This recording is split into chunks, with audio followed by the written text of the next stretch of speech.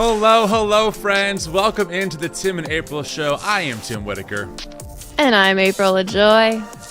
Friends, let me first kick us off right to our Substack audience. I am so sorry that last week we missed you. For some reason, our technology did not sync up with Lincoln Square Media, and we just could not go live. So we will try and make it up to you on this show. It's good to be with you all. I can see you in the chat, so thank you. Good to see you.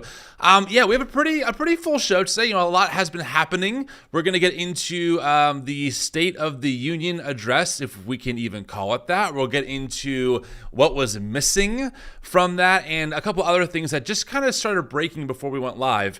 I do want to ask you, April, because people have been asking me, how are you feeling? Are you all healed up? Have you taken some of that holy water that those people sell and gotten healed? I would definitely take some holy water if I thought that would help. I'm doing better, but still not 100.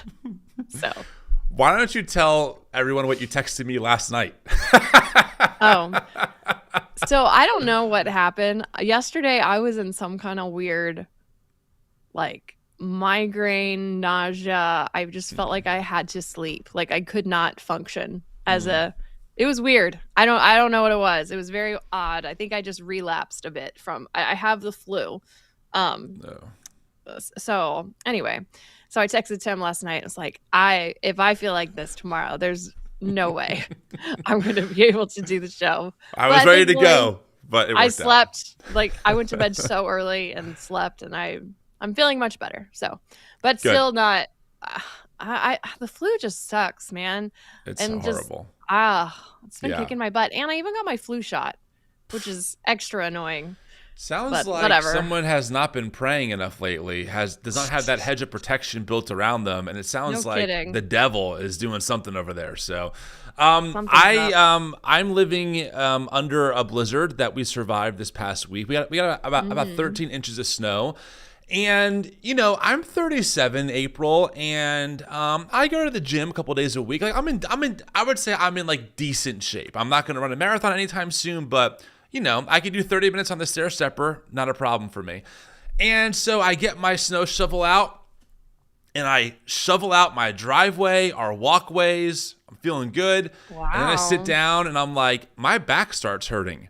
And then the next day, I couldn't get out of bed because I threw my back out shoveling snow. Wow, look at us. We're quite the duo right now. We're just falling apart. I was on the couch last night and I moved the wrong way. I'm like, Sarah's like, what's wrong? I'm like, my back. I'm like, Sarah, this is a glimpse. This is a glimpse of our future together as we grow old. Back pain is no joke.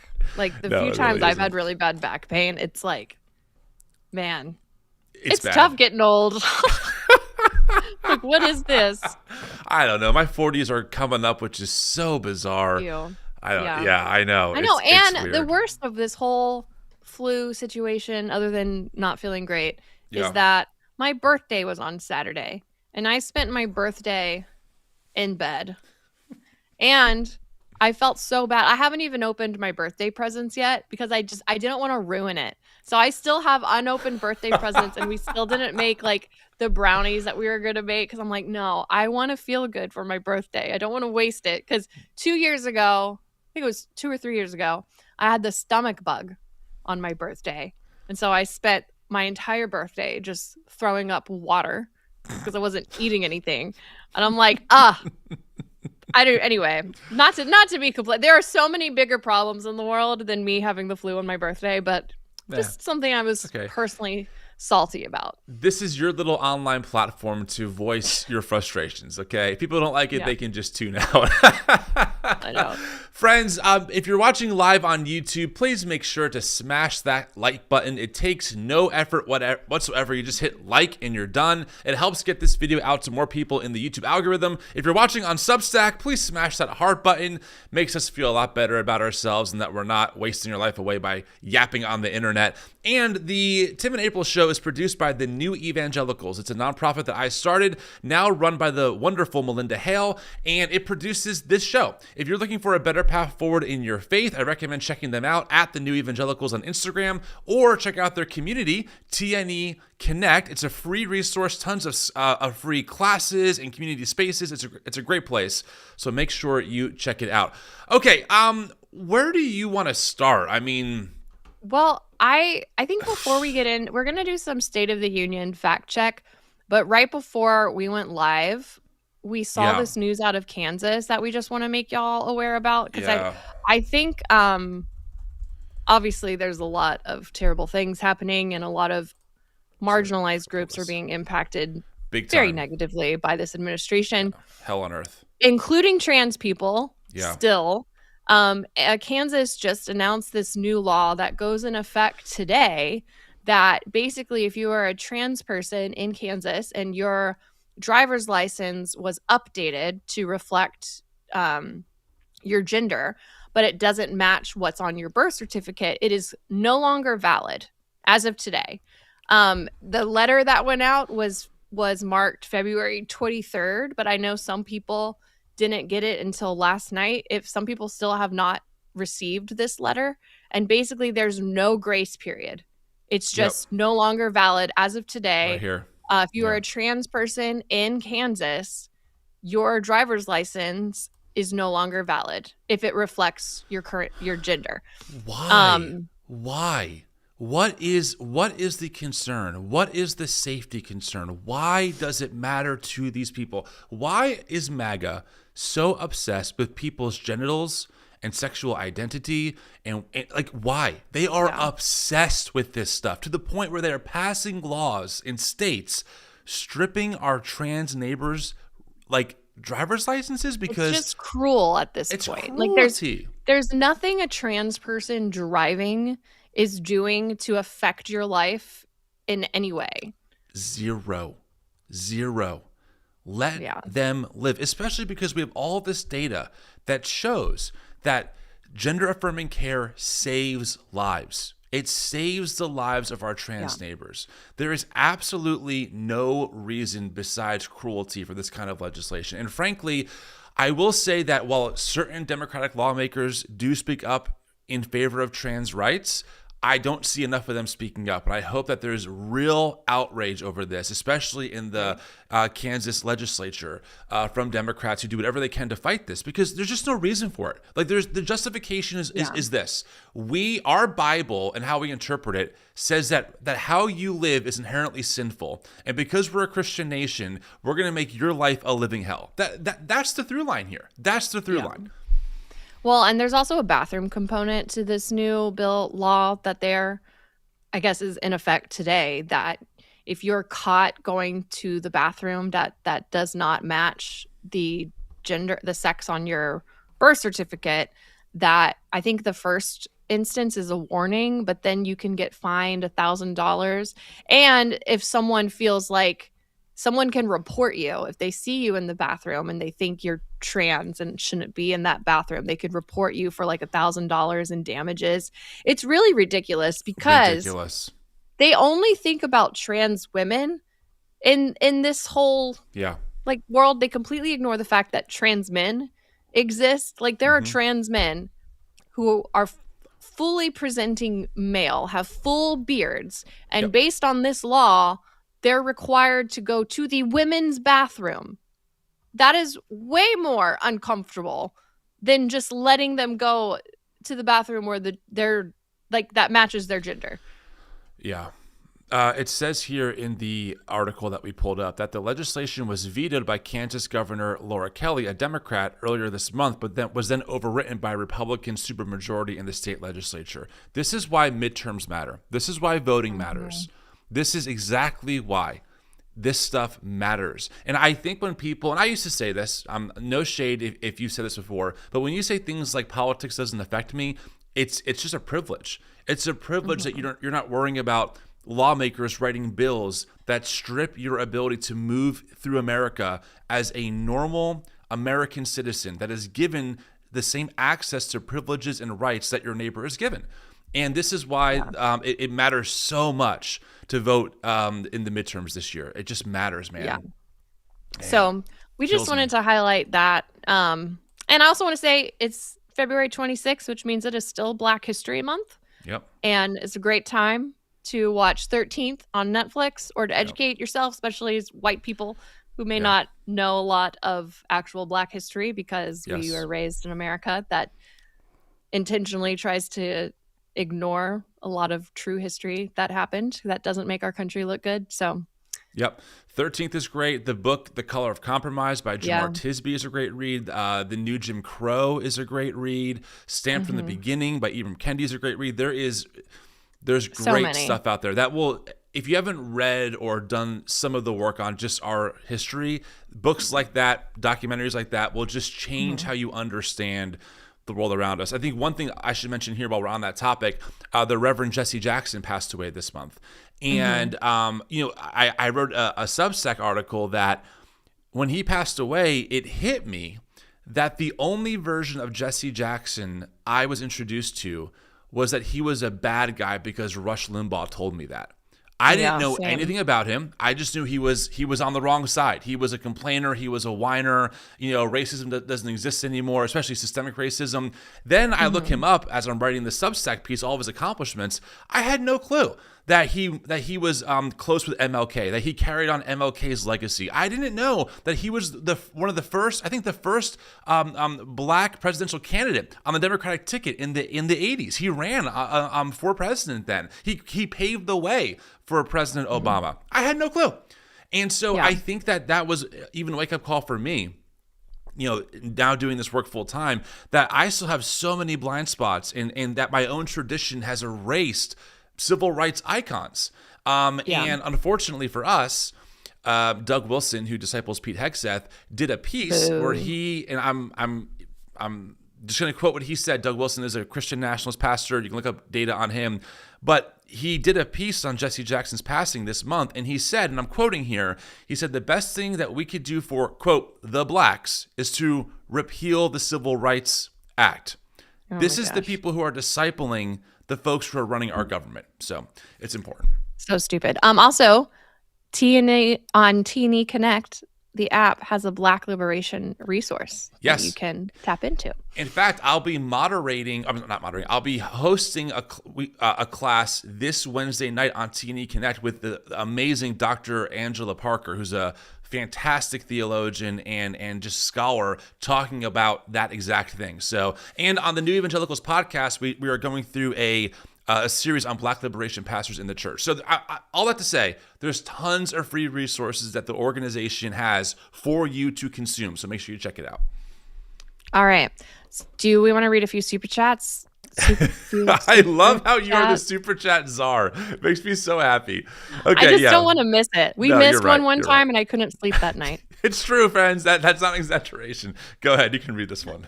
Okay, from Tandy Man. Happy birthday, April. Thank you. Let's see, a couple more here. Stevie Clown, getting old isn't for the timid. Stretch before you work. Amen to that.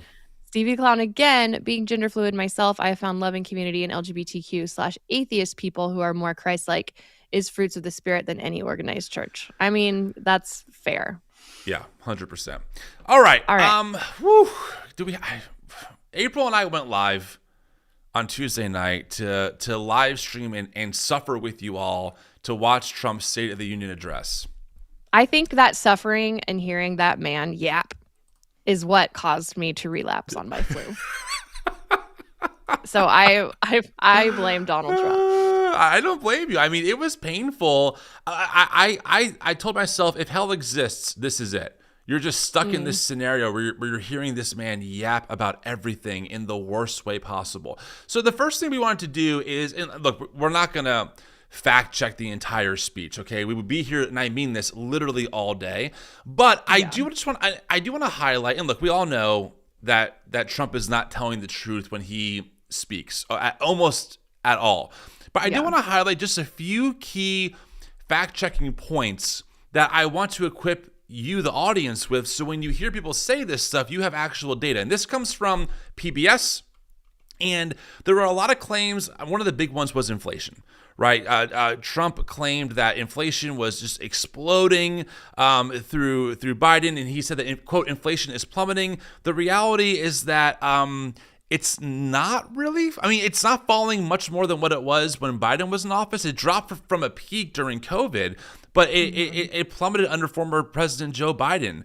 Biden's last month in office, year-over-year inflation was about 2.9%, and now it's about 2.4%. So really, again, nothing to write home about. He talked about gas being, quote, now below $2.30 a gallon in most states, and in some places $1.99.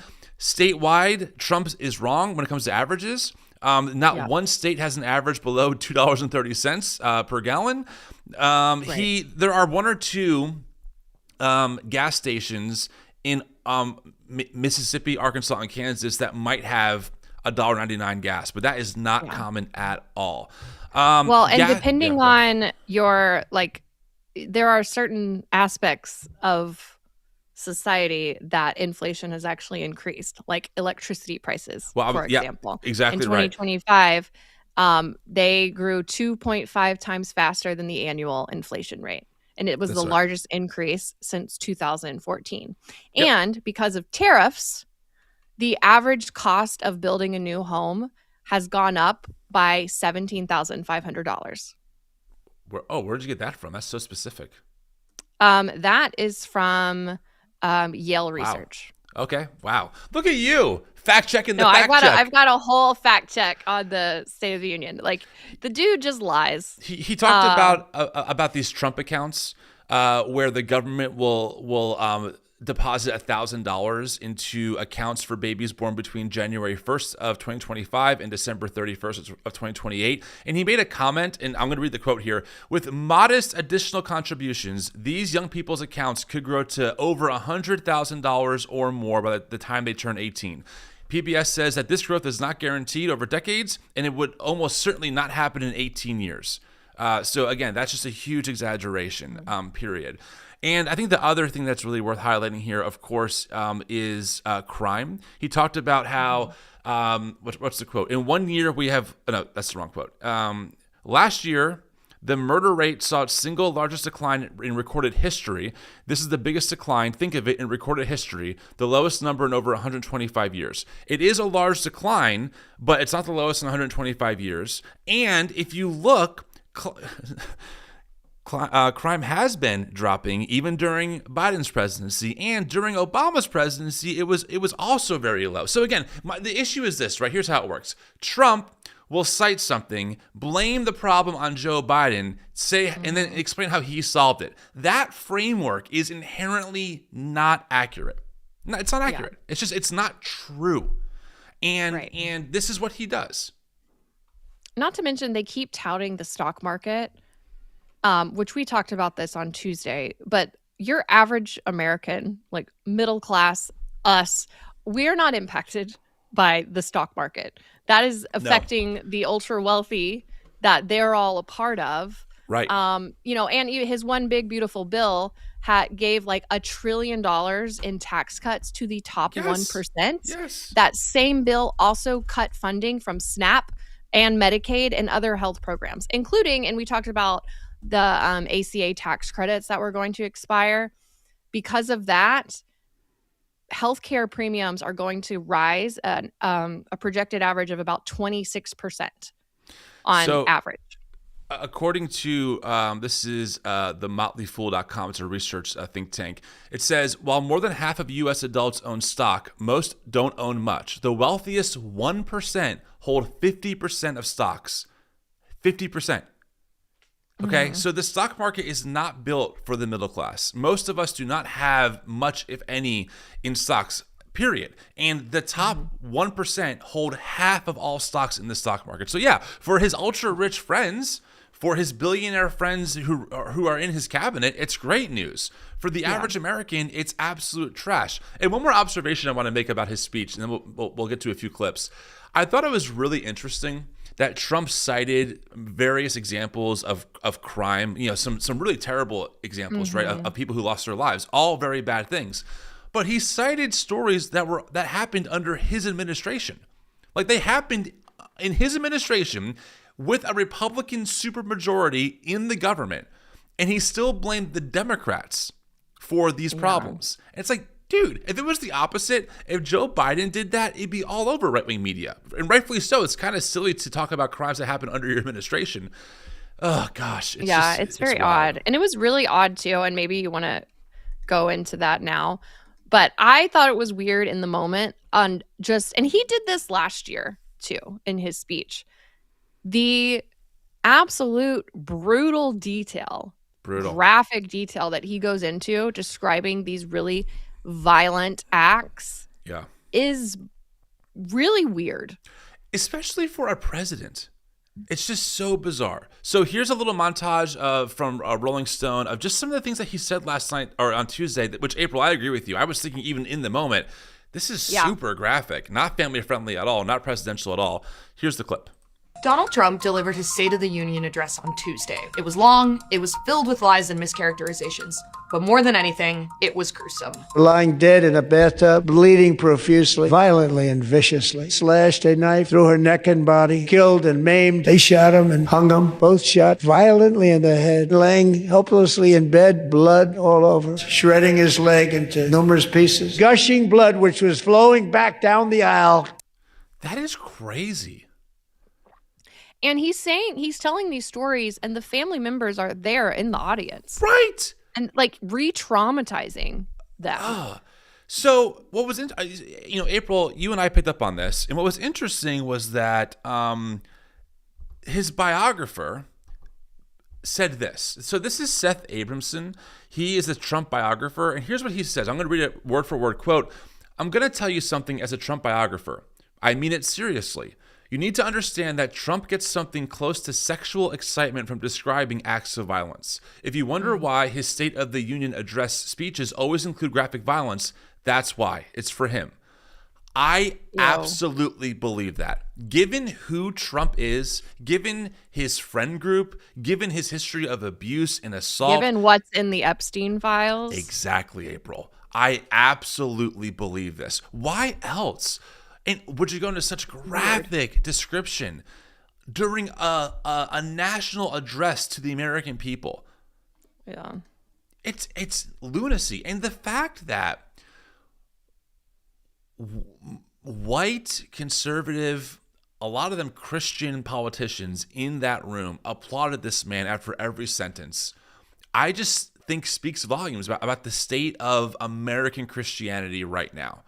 Right? Yeah. I think it is wild that we have a man who was best friends with the most prolific pedophile of our lifetime, maybe even in modern history, who had blackmail on the billionaire class because they were all a bunch of perverts and evil people. Mm-hmm. Trump was best friends with that man. Trump gave him a birthday card that was sexually suggestive. Trump is in pictures with him. Trump is in the files that our government has collected about him with some serious allegations. That man gets applauded by Mike Johnson, the Christian nationalist who thinks that he's the next Moses called by God. Man, wow. I can't let it go. We can't normalize that, No. And these graphic descriptions of violence. What? This is so, it's just gross. It's gross. I did want to do this too. I pulled this clip because, April, I think that that you and I, well, I'm not sure about you, but I did not vote for Obama. I'm not sure about how you were I did taught. not. I wish I could have. I wish I could have enjoyed Obama's presidency. Instead, I hated him the whole time because I was told to. Exactly. Same. I was taught he was the Antichrist. I was taught he's a Marxist. There's this great montage that kind of compares how President Obama did his State of the Union in 2015 versus Trump. Mm-hmm. And I just think the contrast is so startling. I'm angry that my tradition told me this guy was the bad guy. Listen to this montage. Mm-hmm. And I commit to every Republican here tonight that I will not only seek out your ideas, I will seek to work with you to make this country stronger. I look at the Democrats in front of me and I realize there is absolutely nothing I can say to make them happy or to make them stand or smile or applaud. Nothing I can do. If you share the broad vision I outlined tonight, I ask you to join me in the work at hand. If you disagree with parts of it, I hope you'll at least work with me where you do agree. These people sitting right here will not clap, will not stand, and certainly will not cheer for these astronomical achievements. They won't do it, no matter what. It's very sad, and it just shouldn't be this way. Understand, a better politics isn't one where Democrats abandon their agenda or Republicans simply embrace mine. A better politics is one where we appeal to each other's basic decency instead of our basest fears. A better politics is one where we debate without demonizing each other. We take out the criminals, killers, traffickers, and child predators who are allowed to enter our country under the open border policy of these people, the Democrats, the Biden administration, the open border insane policies that you've allowed to destroy our country. For all our blind spots and shortcomings, we are a people with the strength and generosity of spirit to bridge divides, to unite in common effort. We are still more than a collection of red states and blue states, that we are the United States of America. In recent years, our justice system has been turned upside down by radical left lunatics. Wow. That makes me really miss Obama. I wish I understood what I know now back then, because I listened to talk radio. I grew up on it. You know how, I mean, dude, Ali Stuckey and right-wing media pundits today say that that man, President Obama, was, quote, the most divisive president in history. That man. Wow. They say that often. Yeah, they do. What? I recall. I said it also. Yeah. Yeah. Jeez.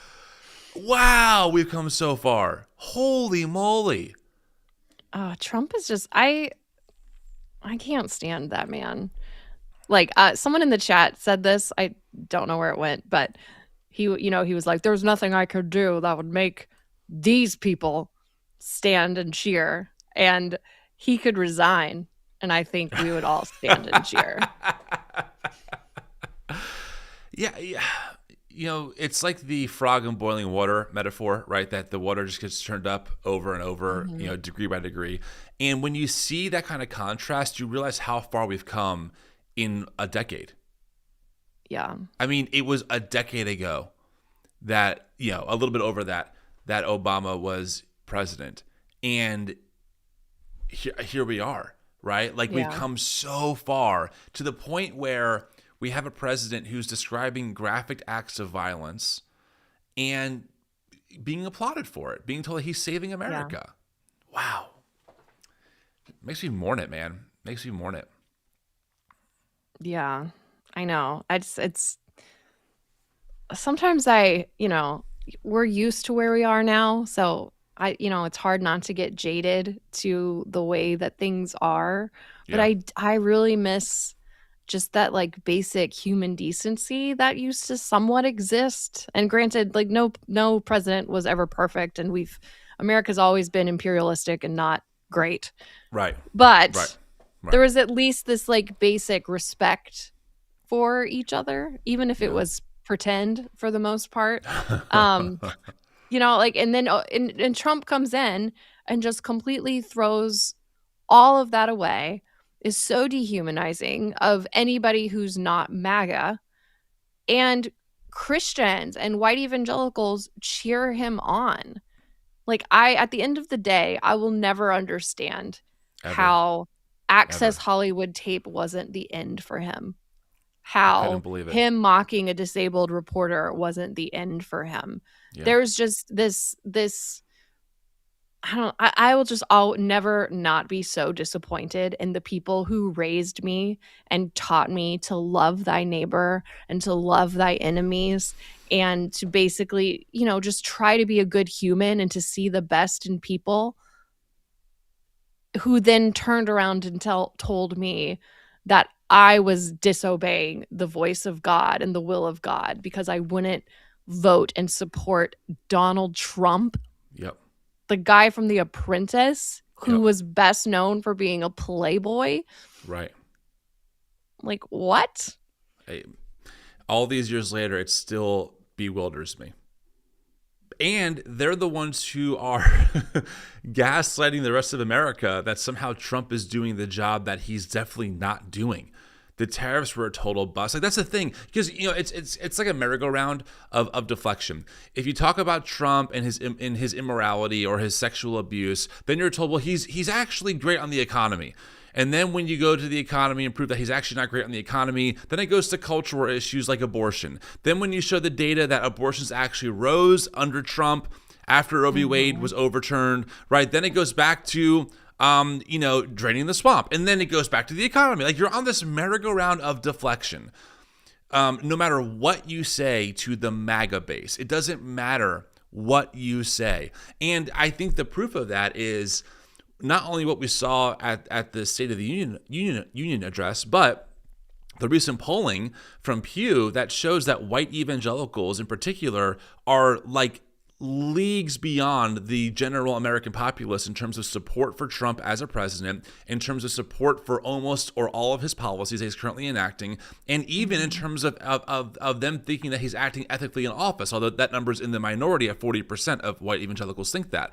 So, it's just like, there's nothing, guys. I think that sometimes I think to myself, maybe we can get through to them, I think for your moderates, maybe you can. I think that there are people who are really turned off by Trump. I think that we can grab those people. But your diehard, dyed-in-the-wool MAGA people, it's been a decade of this, guys. He's in the Epstein files. He has accusations that we're going to get into in a minute that were hidden by his own DOJ around potentially, assaulting a minor. And it doesn't matter. It doesn't matter. It doesn't matter to these folks at all. Yeah. Make it make sense. I want to play one more clip, a little bit. It's part of this. I just want to show you all the difference. I think it's worth playing this clip. It's like 2.5 minutes. This is in 2013 of Obama responding to a heckler who's talking about insisting that we stop deportations. I think that this is really worth listening to briefly to just, again, hear the difference in posture and how far we've come. Before I do that, friends, thanks so much for being here. If you're watching this video on YouTube, please make sure to give this stream a like. Subscribe to our channel. We are 25 subscribers away from hitting 13,000 subs on YouTube, which is so cool.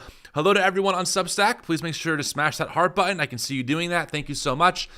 Yeah, let's read a super chat or two, and then I'll play that video.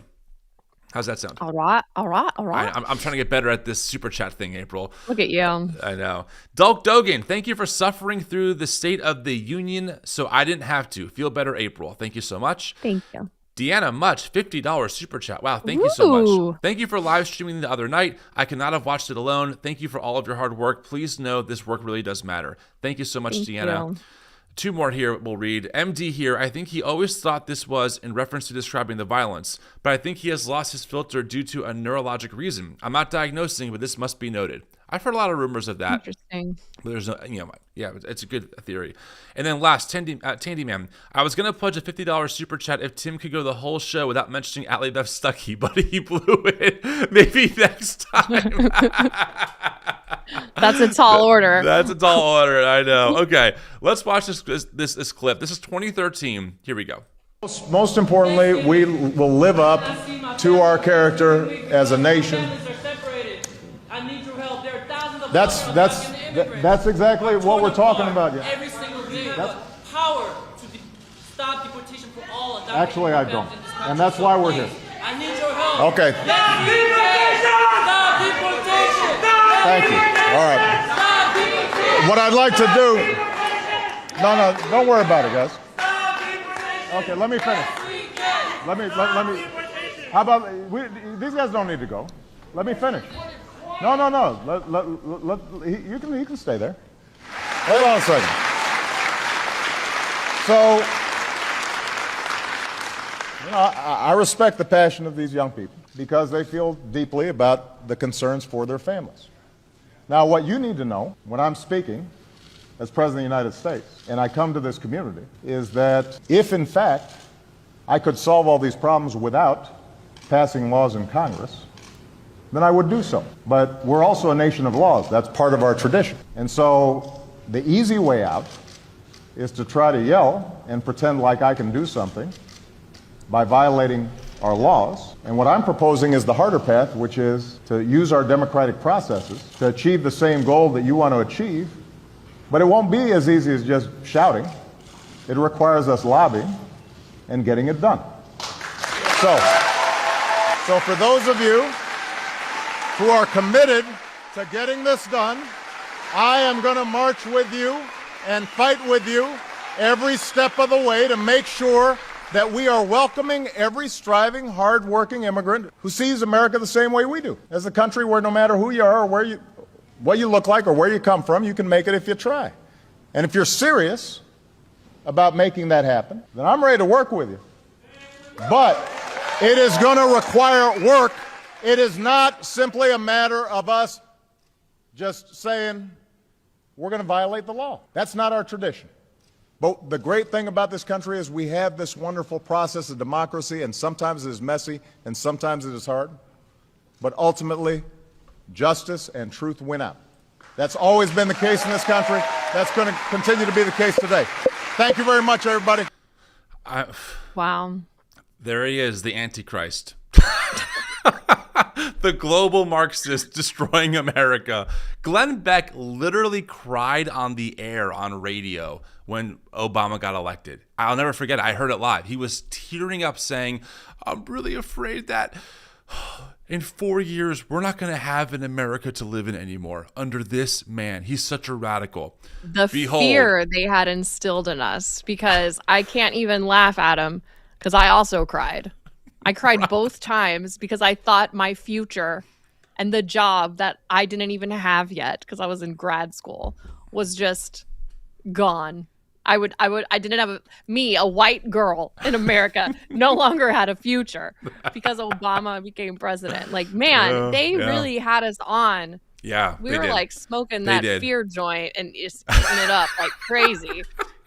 I think people who didn't grow up in that world don't understand the level of indoctrination you go through when you grow up in it. I mean, you hear it from the pulpit in subtle ways. You hear it in youth group. It's reinforced through your media consumption. It's reinforced in the books that you read. Like, it is very hard to break out of. But looking on the outside now in, wow, wild that man is the most divisive president in history, according to right-wing media pundits. Like, mind-blowing. Also, too, like, just the more I learn about like actual leftism, the more I realize we don't have a true left in America. And like, Obama wasn't a leftist. No. By any definition. A couple degrees left of center, maybe. I mean, affordable health care or universal health care is even supported by the Conservative Party, like in the UK, you know? Oh my gosh. Oh, man. Okay. You want to move on to our next story that we want to cover today? Yeah. So this is actually really big news. So yeah. In the speech, Trump's State of the Union, there was one topic that everybody has been talking about that Trump did not mention. And that was the Epstein files. Ding, ding, ding, ding, ding. Shocker. Can't believe it. You know? So, but earlier that same day, so Tuesday, NPR did their own investigation that has since been confirmed by the New York Times and several other media outlets. Like, this is actually breaking into mainstream news now. Yeah. It discovered that the Justice Department withheld and removed, it was a few dozen Epstein files that mentioned Trump, including from a witness who accused Trump of sexually assaulting her when she was 13 in the 80s. My God. Was just not mentioned. And there's nothing in the article or in the files that say that this survivor is not reliable. Like, they don't say anything about her witness testimony, but she was interviewed 4 different times by the FBI. They included one of the interview notes, but the other 3 were just missing. And the way that NPR reviewed multiple sets of unique serial numbers that appeared before and after the pages in question, that were stamped onto documents in the Epstein file database, FBI case records, emails, and discovery, and basically compared those to what was actually released. And that was how they had discovered that these files were missing. Yeah. Wow. Looks like it's about 50 pages according to NPR's reporting here.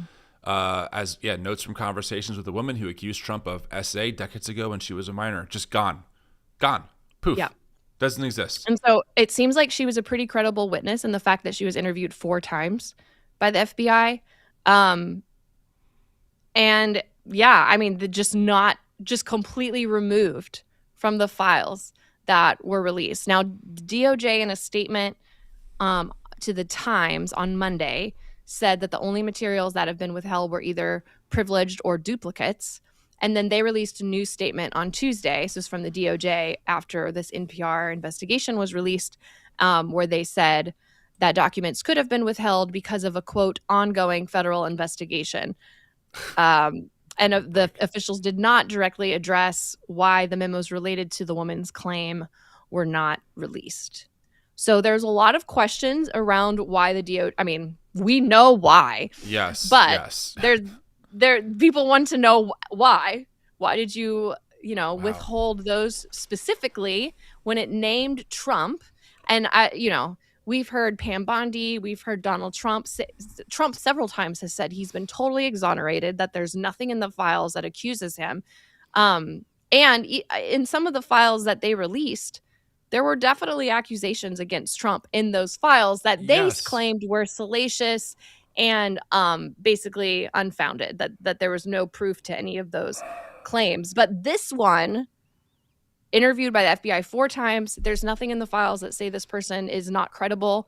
I don't know. I just feel like if you are the party that is constantly talking about demonizing trans people in the name of, quote unquote, protecting children, then I feel like you would want to go after or at least investigate claims that your president is a pedophile. You would think. A predator.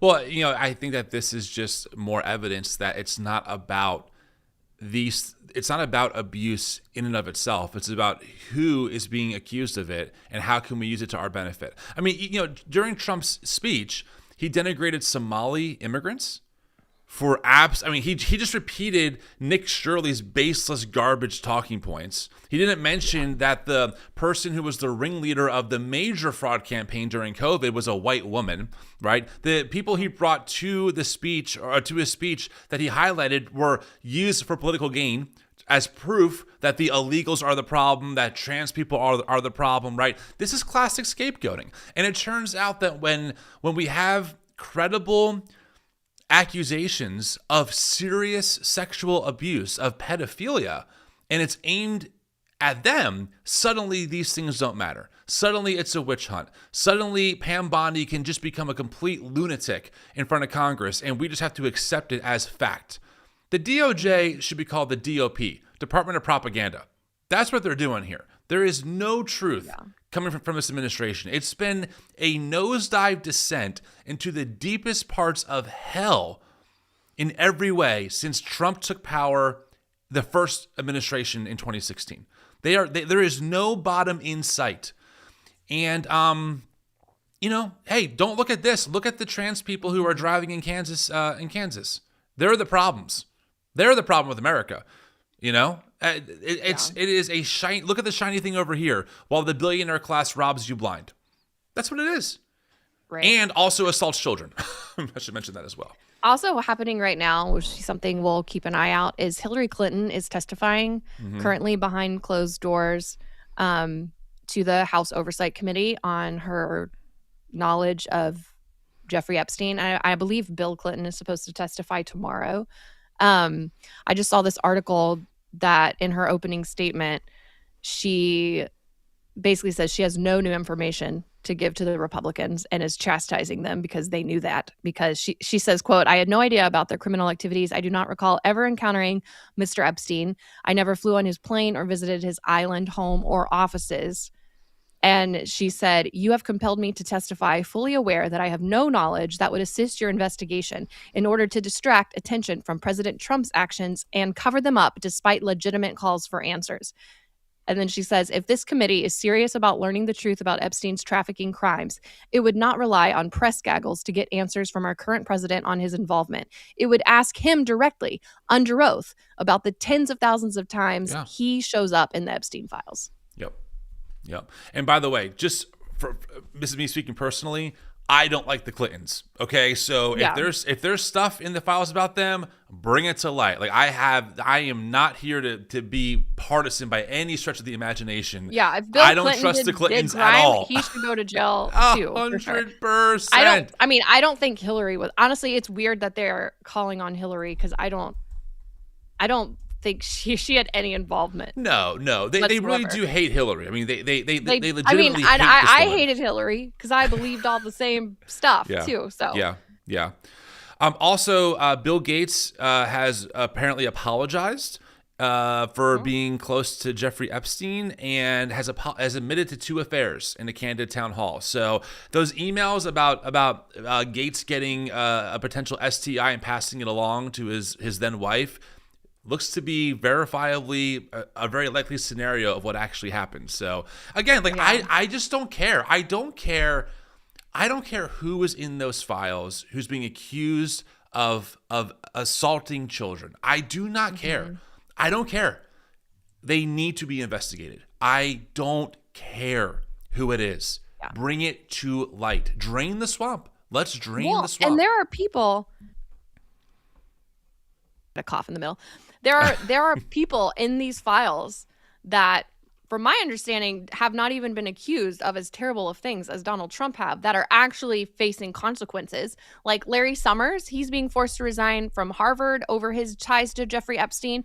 Prince Andrew was arrested for ties to Jeffrey Epstein. There are a few other CEOs that have had to resign or there are people actually being held accountable and are not mentioned as much as Trump is in these files. And it's just wild to me that MAGA can look at this and say, yeah, everybody else that's in here is definitely guilty, except for the one man who's in it, who's mentioned more than anybody else.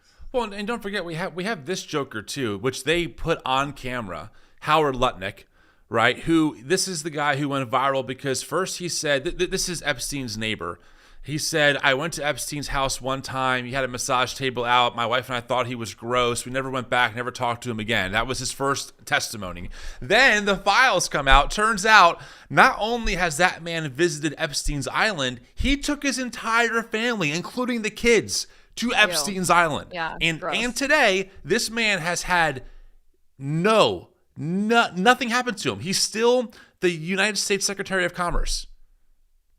But April, what are we to expect when we live in a country that can have a president incite an insurrection where an angry mob storms the Capitol building during the certification of our election, right? They bring a noose to hang the vice president with. We have ample evidence that Trump knew what he was doing, that there was a conspiracy ahead of time to push this false narrative. When that man not only faces no consequences, but gets re-elected to the Oval Office, what can we expect? What can we expect? I don't know. I thought after the insurrection, for sure, that would be it. Like, we all watched that with our own eyes.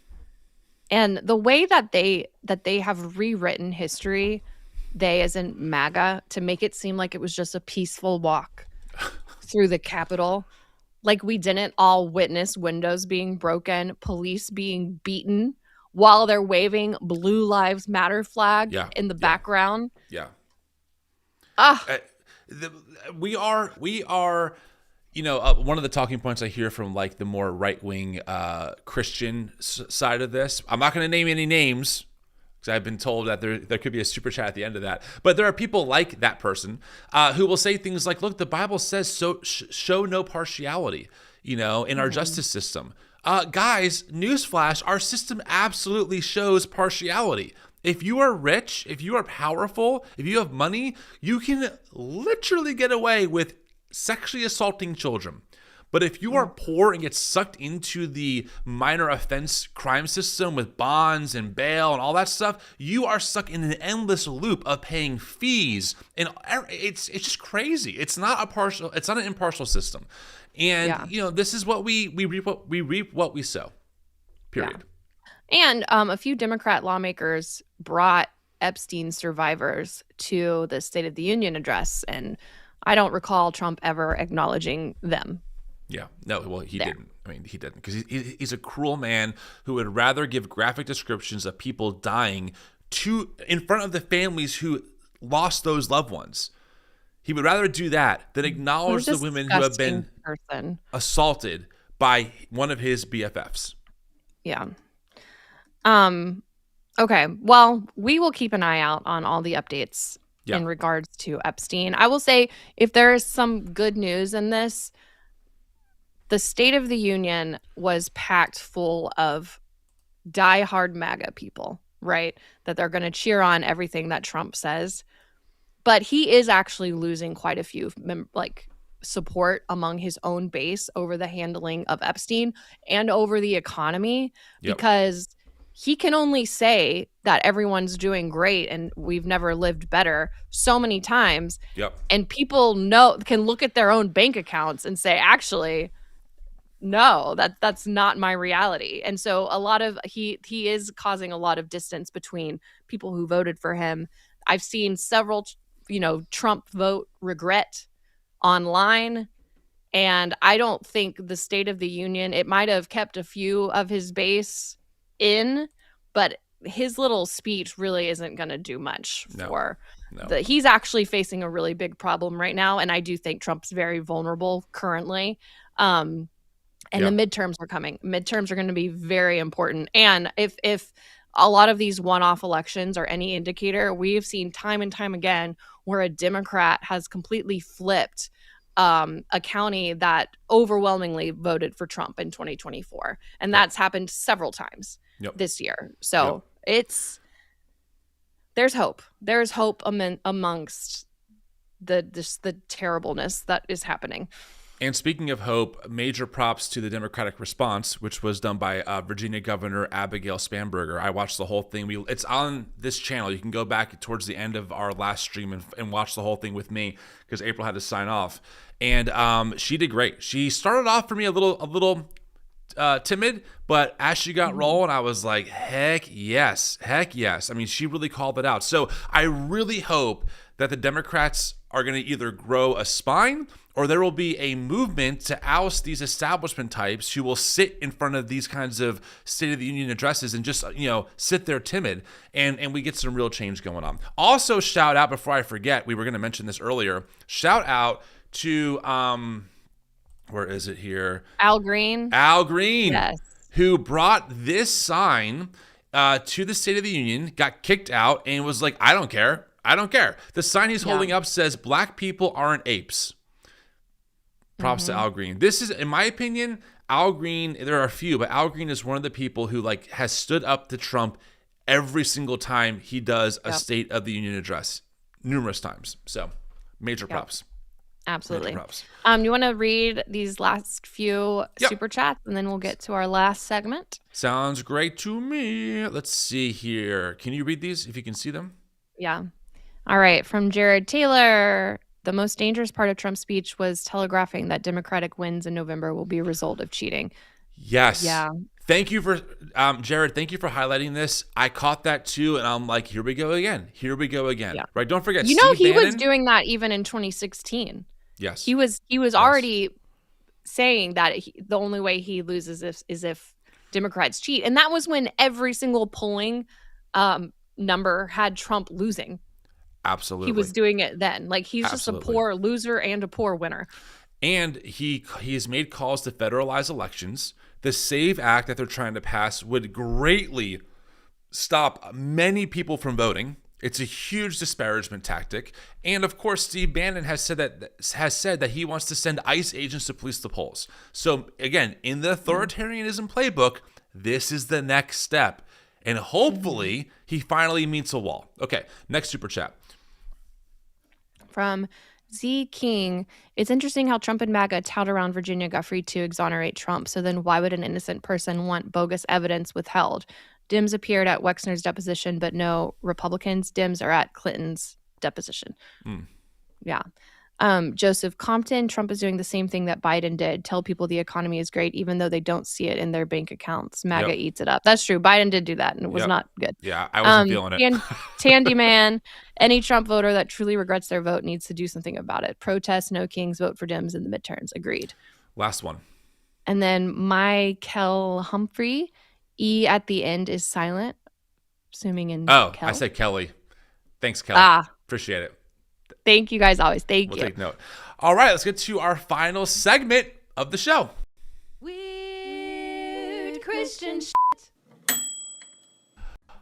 Okay, before we get to this video, thank you so much for being here, friends. If you're watching this live, please make sure to like this video on YouTube and subscribe to our channel. We're only a few away from hitting 13,000 subs. That really helps us out. If you're watching on Substack, thank you so much. Again, so sorry we couldn't go live last week on Substack, but we're here now. That's all that matters. And the Tim and April Show is produced by the New Evangelicals. It's a nonprofit organization that I started in 2020, now led by the wonderful Melinda Hale, and it is designed to help people not only expose Christian nationalism, but it also is designed to help people find a better path forward in faith. We're going through a Black liberation series in our community group called TNE Connect. You can sign up for free. The New Evangelicals podcast also is going through a similar series. There are tons of free resources and community groups that we have available to you. So keep that in mind. TheNewEvangelicals.com. Okay. Do you want to just give the non-evangelical audience a brief summary of who this dude is? This is Todd White, right? Yeah. Yes. He's like a charismatic preacher, I believe. Yeah. Mm-hmm. Yeah. He operates in like that more charismatic world, gifts of the Spirit, healing. He's also been under fire recently for being fraudulent, for writing himself essentially blank checks, etc. So...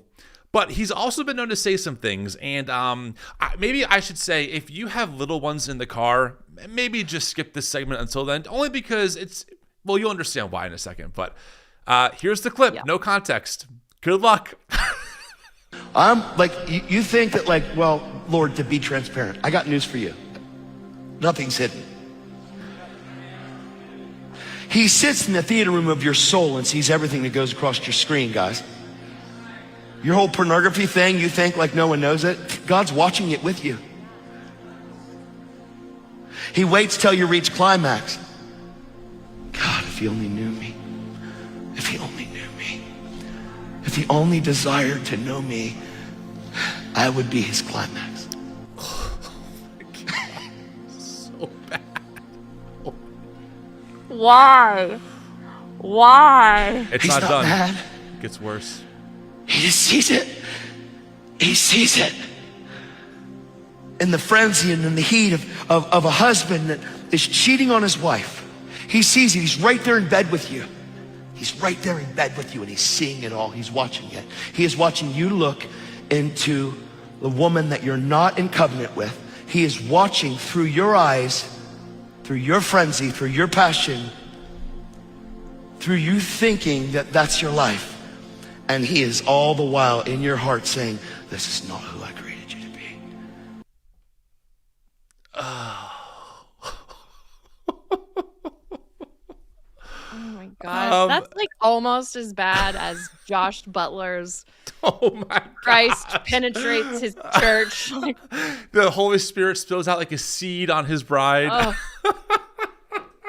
Why does God wait till you climax? Why? He's like, God, wait for you to climax. Why? I mean, this God sounds a What does he little, do at the little end? voyeuristic. A little voyeuristic. He's looking through your eyes to watch the woman that you're not in covenant with. Like, guys, it sounds a little gross. I mean, it sounds a little pervy. Not gonna lie. Yeah. Oh God. It reminds me of those, like, I don't know if you remember, like, super evangelical weddings that would have like prayer in front of the congregation where they would welcome God into their bed. Yes. And be with them. Yes. For like their first time. And I can't. I mean, I was told that. I was taught that God goes wherever I go, even into my marriage bed. Here's that my God thing. Is with me. If God was in the bed, I feel like I would have had an orgasm before my 30s. Just saying, like, I feel like all powerful God would be doing a little bit more for the women in these. I mean, God, I'm in covenant, right? Like, come on, help me out here. Just saying. That's a great point, April. I'm dying. Oh my gosh. Yeah, that's part of the culture we grew up in, friends. If you didn't know, that kind of stuff. I mean, Todd puts it in a pretty graphic way, but that idea that God is watching everything you do, he's with you when you're sinning, when you're lusting, it's a pretty common narrative. No, did you ever, okay, this is a sidebar, but go ahead, were you ever taught that when you died and went to heaven that you would have to rewatch your entire life on a screen in front of God, Jesus, the angels, and all your loved ones? Yes, I was taught that. Yeah, like the a projector from my body beams out into this huge screen. It's like that you everyone can rewatch see. every moment. You know what I used to think about? I thought about when I was taught that. The first thing I thought was, how long is it going to take to watch everyone's life story? I'm going to be there forever. I'm going to be there forever. A couple, presumably billion people, all going one by one in front of God and Jesus and everyone else to project their life story. You know what's wild is obviously that's not biblical. There's nothing in the Bible that says you're going to watch a life movie. But there was a Chick track that I think is where this idea started. I don't know if you remember Chick tracks that they would hand out. There were like little comic books that people would just pass out to try to convert people. Chick tracks? Yeah, but there was one that basically is this whole story where you get to heaven, you rewatch your whole life. But it's so funny. I believe that because it was taught in Sunday school and kids' church and all these things. And I remember like sometimes I would think about it while I was in the shower. Yes, this was your life. That's the one. So it's like, this is your life. And then it starts playing your movie. And this guy went to church, but he wasn't saved. So he still goes to hell at the end. But I remember I would be in the shower and I would sometimes like remember like, oh, I'm going to rewatch this. And then I would like, I didn't know if heaven would have censor bars. And I'm thinking of like my grandparents watching me naked. And like, so I'm trying to shower modestly. Like, I don't know where heaven's camera is, you know? Well, this is like the things you think about. It is. No, it is. You do think about weird things like that. You absolutely do. I mean, I really thought that I was convinced that God was going to come back before I had sex. And I would pray, can you just delay, God, just one time? I prayed that so many times. Can you just wait just one time past my wedding night? I used to pray that. Same. But then I would feel guilty for praying that. And then I would ask God to forgive me for daring to ask God to withhold something for something so selfish. Yeah. How dare you? How dare you?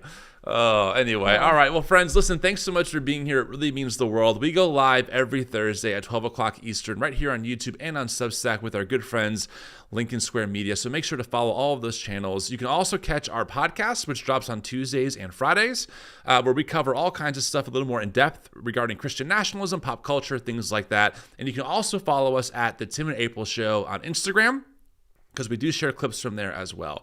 That's all I got. You good? Great. Well, as good as you can be. Yes. I'm Tim Whitaker. And I'm April Ajoy. See ya. Bye.